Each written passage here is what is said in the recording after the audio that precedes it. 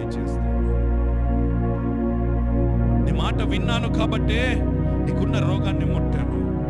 నీ మాట విన్నాను కాబట్టే నీ ప్రవర్తన, నీ స్థితిగతులను మారుస్తూ ఉన్నాను. నువ్వే నా మాట వినట్లేదు. ఇంకా నువ్వే నీ ఇష్టానుసారంగా నువ్వు నడుచుకుంటూ వెళ్తూ ఉన్నావు. నువ్వే దేవునికి దూరంగా తిరుగుతూ ఉన్నావు. నువ్వే దేవునికి దూరంగా ఉంటూ ఉన్నావు.